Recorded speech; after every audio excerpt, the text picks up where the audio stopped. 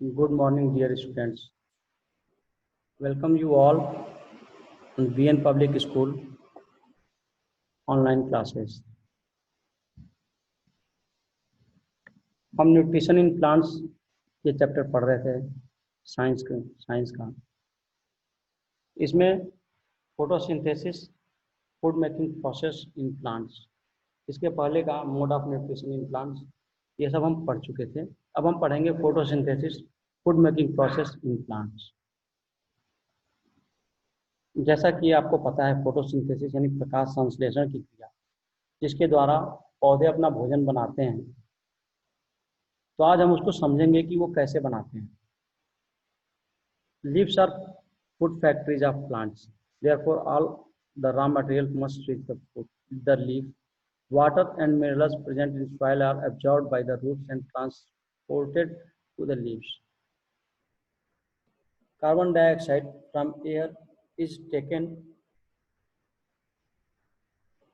in through the tiny pores present on the surface of leaves. These pores are surrounded by guard cells. Such pores are called stomata. तो जैसा कि हम जानते हैं कि leaves जो होती हैं, पत्तियां जो होती हैं, वो फूड फैक्ट्रीज होती हैं प्लांट्स की। फूड फैक्ट्री मतलब जहाँ पे उनका फूड बनता है, जहाँ पे उनके फूड को तैयार किया जाता है। तो क्या होता है कि जो रॉ मटेरियल जो होता है फूड बनाने के लिए, खाना बनाने के लिए, जैसे हमें बनाना होता है, तो हमारे लिए रॉ मटेरियल क्या है? हमारे लिए रॉ मटेरियल है आटा, चावल, दाल, नमक, चीनी, मसाले, जो भी चीज़ें बनानी होती हैं हमें, उस हिसाब से हमें रॉ मटेरियल चाहिए होता है। तो वैसे ही प्लांट्स को अपना भोजन बनाने के लिए, जो कि प्लांट का किचन एक तरह से आप समझ लीजिए, प्लांट का किचन जो है वो उनका लीफ होता है, उनकी पत्तियां होती हैं। तो उन पत्तियों तक सारे रॉ मटेरियल पहुंचाए जाते हैं। और रॉ मटेरियल में क्या होता है? वाटर होता है यानी पानी होता है, मिनरल्स होता है जो कि सॉइल में मौजूद होते हैं, और तीसरी चीज़ क्या होती है? Carbon dioxide. ठीक है, तो पानी, मिनरल्स, कार्बन डाइऑक्साइड, ये सारी चीज़ें एज ए रॉ मटेरियल पत्तियों को चाहिए होती हैं। तो जो मिनरल सॉइल में होता है, जो पानी जो सॉइल में होता है, इसीलिए कहा जाता है कि प्लांट को पानी दिया जाना चाहिए, उसको खाद दिया जाना चाहिए। तो ये सारी चीज़ें वो अपने रूट्स के थ्रू, अपने जड़ के थ्रू पत्तियों में पहुंचा देते हैं।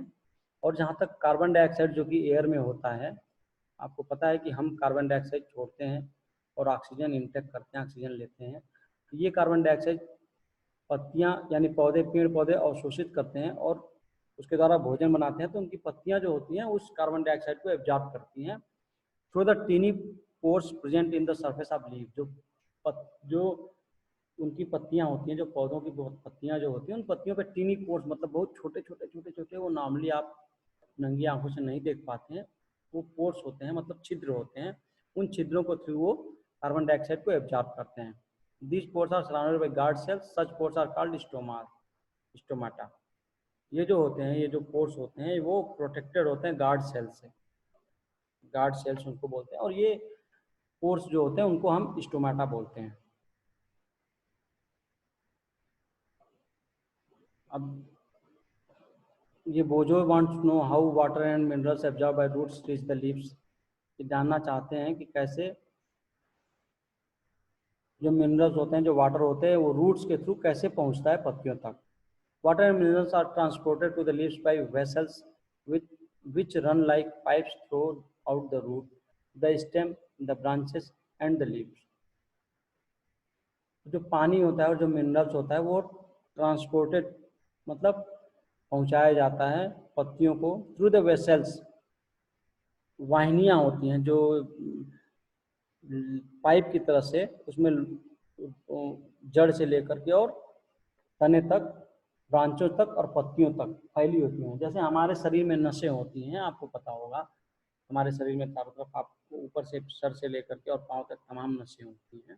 वैसे ही पेड़ पौधों में वेसल्स होती हैं जो पाइप के थ्रू, पाइप की तरह होती हैं, जो कि मिनरल्स और वाटर को नीचे से ज़मीन से लेकर के और पेड़ की पत्तियों तक पहुंचाती हैं,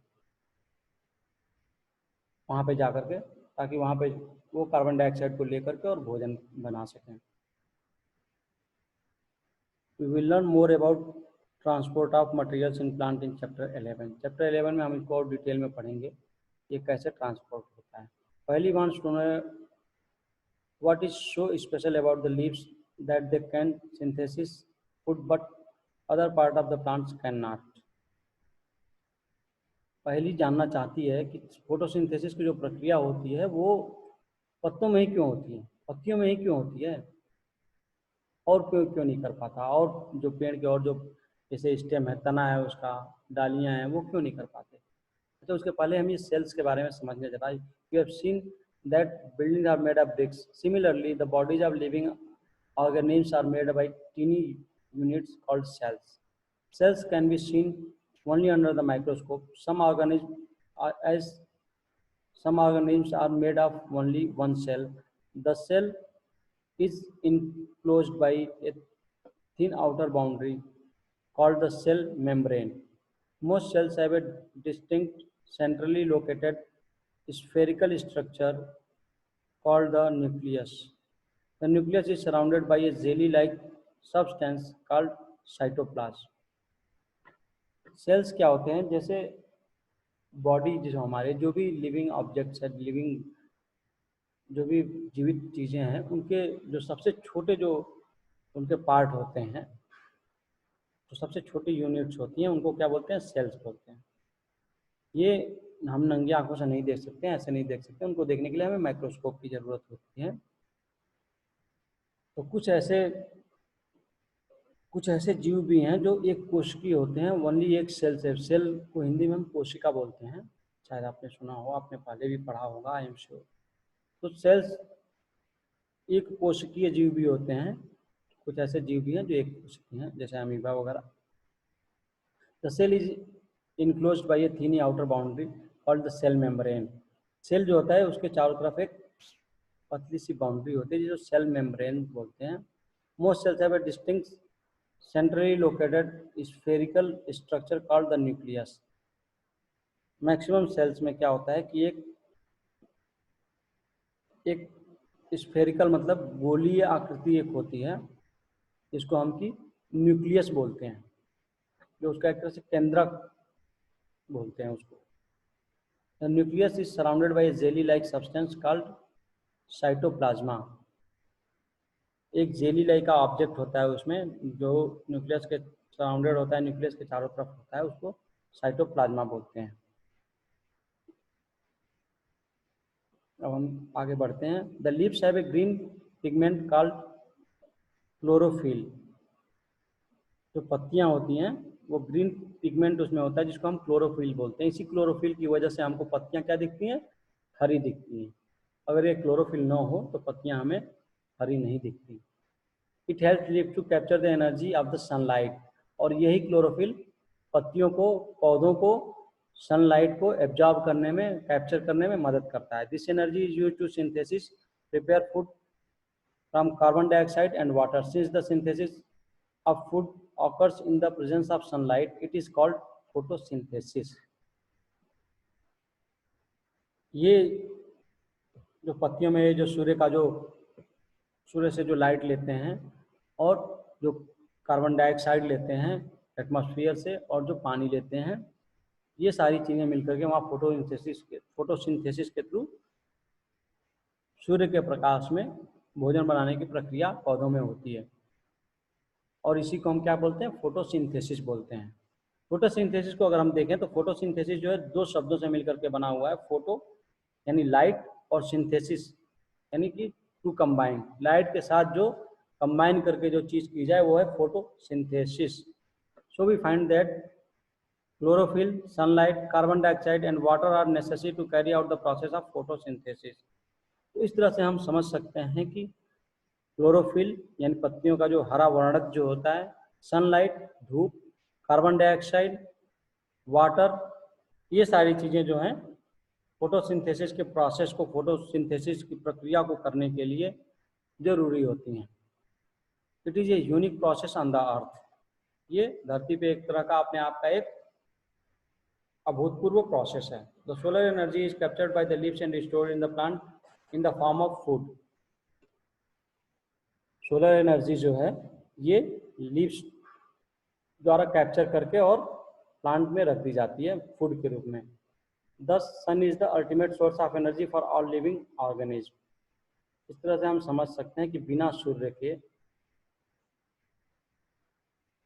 ये फोटोसिंथेसिस की प्रक्रिया भी संभव नहीं है। जैसे हमारे लिए भी धूप की आवश्यकता होती है, ह्यूमन बीइंग के लिए भी, आदमी के लिए भी, मनुष्य के लिए भी धूप बहुत ज़रूरी होता है। बिना धूप के ना हमारी ऋतुएं हो सकती हैं, ना क्लाइमेट चेंज हो सकता है, ना हमारी फसलें हो सकती हैं और ना हम खुद। ऐसे ही पेड़ पौधों के लिए भी धूप की बहुत ज़्यादा आवश्यकता होती है। उसके बिना इनकी फोटोसिंथेसिस यानी कि इनकी खाना बनाने की प्रक्रिया संभव नहीं है। और खाना बनाने की अगर प्रक्रिया संभव नहीं है तो इसका मतलब इनका जीवन संभव नहीं है। तो धूप का महत्व जो है, सूर्य का महत्व जो है, वो हमारे लिए, पेड़ पौधों के लिए, यानी सारी लिविंग ऑब्जेक्ट्स के लिए उतना ही है जितना कि हमारे लिए है। Can you imagine life on earth in the absence of photosynthesis?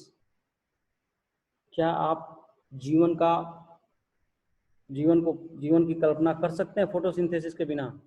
नहीं कर सकते, बिल्कुल नहीं कर सकते। In the absence of photosynthesis there would not be any food. The survival of animals, all living organisms directly or indirectly depends upon the food made by the plants, beside oxygen, which is essential for the survival of all organisms is produced during photosynthesis. In the absence of photosynthesis, life would be impossible on the earth।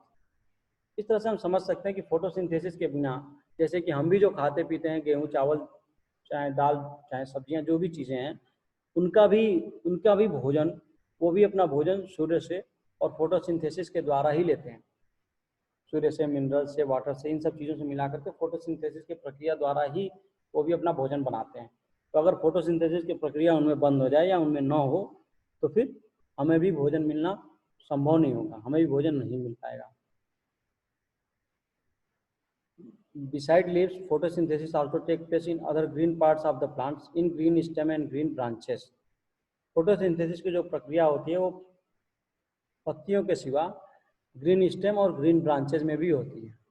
मतलब हरे तने और हरी जो शाखाएं होती हैं उनमें भी होता है।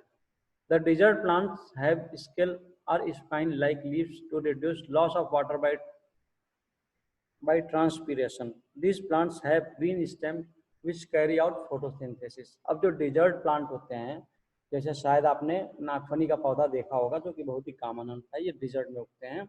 तो जो डिजर्ट प्लांट होते हैं, मतलब रेगिस्तानी पौधे जो होते हैं, उनके अंदर जो पत्तियां होती हैं वो स्पाइक की तरह हो जाती हैं, कांटों की तरह हो जाती हैं। जैसे नागफनी में आप देखेंगे जो कांटेदार, उसमें कांटे जो दिखते हैं वो उसकी एक्चुअली पत्तियां होती हैं। वो इसलिए हो जाती हैं ताकि उनका जो वाष्पोत्सर्जन होता है, जो पानी का जो वातावरण में जो पानी का जो निष्कासन होता है, पानी का जो निष्कासन करते हैं, वो निष्कासन कम हो जाए या न के बराबर हो जाए। इसके लिए उनकी पत्तियां स्पाइक्स के रूप में, कांटों के रूप में होती हैं। तो ये जो पौधे होते हैं, this plants have green stems which carry out photosynthesis. इनके जो तने होते हैं वो ग्रीन होते हैं, हरे होते हैं, जितने भी इस तरह के रेगिस्तानी पौधे होते हैं। तो इनकी जो फोटोसिंथेसिस की जो प्रक्रिया होती है उस तने में होती है।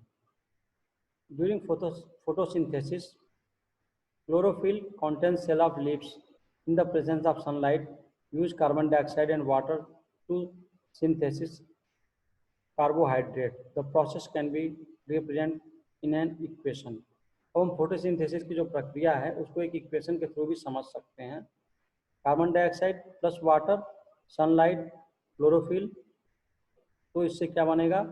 Carbohydrate plus oxygen. अब जो होती है, अब क्या पौधे क्या लेते हैं? Carbon dioxide, water, sunlight, chlorophyll, इन सब को लेकर के वो क्या उत्सर्जित करते हैं? ये सब तो इनटेक होता है उनका, वो लेते हैं और उत्सर्जित क्या करते हैं? कार्बोहाइड्रेट और ऑक्सीजन, इन दोनों का वो उत्सर्जन करते हैं। तो यही पेड़ पौधे जो हैं जो दिन में ऑक्सीजन का उत्सर्जन करते हैं, मोस्टली पौधे, कुछ पौधों को छोड़ करके रात को ऑक्सीजन का उत्सर्जन नहीं करते। जो पौधे ऑक्सीजन का उत्सर्जन करते हैं उनमें जैसे पीपल होता है और तुलसी होती है, ये 24/7 ये 24 घंटे ये ऑक्सीजन का उत्सर्जन करते हैं। अदरवाइज सामान्यतः जो पौधे होते हैं वो रात में ऑक्सीजन को उत्सर्जित नहीं करते। इसीलिए कहा जाता है कि रात को ऐसे पौधों के नीचे नहीं सोना चाहिए, ऐसे पेड़ों के नीचे नहीं सोना चाहिए, क्योंकि ऑक्सीजन का उत्सर्जन वहाँ पे नहीं होता है। ये पत्तियों को हम यहाँ पे हमें पत्तियों को समझ सकते हैं, इस डायग्राम के थ्रू हम पत्तियों को समझ सकते हैं। पत्तियाँ कैसे होती हैं, देखिए इस डायग्राम में हमें दिखाया गया है कि क्लोरोफिल जो वर्णक होते हैं वो कैसे होते हैं। ये स्टोमा, गार्ड सेल्स, ये लीफ का जो ये डायग्राम दिया गया है गार्ड सेल्स का, यहाँ पे भी हम इसको समझ सकते हैं। स्टोमा, स्टोमेटल ओपनिंग, स्टोमा में कैसे होता है। और यहाँ पे हम फोटोसिंथेसिस के डायग्राम शोइंग फोटोसिंथेसिस की प्रक्रिया डायग्राम के थ्रू समझ सकते हैं, कैसे ये पौधे में सूर्य का प्रकाश आता है, सूर्य का प्रकाश पत्तियों के थ्रू, फिर कार्बन डाइऑक्साइड वातावरण के थ्रू आता है, और ये ऑक्सीजन हम देख सकते हैं कि कैसे इससे उत्सर्जित होता है। क्लोरोफिल इन लीफ, जो पत्तियों में जो क्लोरोफिल होता है, और water and minerals from soil, नीचे से ज़मीन से ये अपने स्टेम्स के थ्रू, जो वेसल्स होती हैं, जो वाहिकाएँ होती हैं, उनके थ्रू वाटर और मिनरल्स को पहुंचाती हैं पत्तियों में। वहाँ पे क्लोरोफिल होता है, फिर ये कार्बन डाइऑक्साइड एटमॉस्फेयर से लेते हैं और लाइट, सन की लाइट लेते हैं। ये ट्यूबलाइट के प्रकाश में संभव नहीं है, ये धूप के प्रकाश में, सूर्य के प्रकाश में ही संभव होता है। तो ये सारी चीज़ें लेकर के वो अपना भोजन बनाते हैं। During the process oxygen is release, the presence of starch in leaves indicate the occurrence of photosynthesis. Such starch is also a carbohydrate. जो स्टार्च होता है, जो वसा होती है, वो पत्तियों में शो करती है कि वो उनमें फोटोसिंथेसिस की प्रक्रिया हो रही है। स्टार्च क्या है? स्टार्च भी एक तरह का कार्बोहाइड्रेट है, वसा है। Boojho has observed some plants with deep red, violet or brown leaves. He wants to know whether these leaves also carry out photosynthesis. बोजो ने कुछ ऐसे ही पौधे देखे हैं जिनके पत्ते रेड होते हैं, वायलेट होते हैं, ब्राउन होते हैं, अलग अलग कलर के होते हैं, ग्रीन नहीं होते, अलग कलर के होते हैं। तो क्या ये पत्ते भी, ये पौधे भी फोटोसिंथेसिस की प्रक्रिया करते हैं? इसको हम आगे समझेंगे, नेक्स्ट चैप्टर में समझेंगे। तब तक के लिए आप इसको समझें, मनन करें, एक्सरसाइज करें, और अगर किसी तरह की कोई समस्या होती है आपको तो फिर अपनी समस्या को शेयर करें। तब तक के लिए धन्यवाद।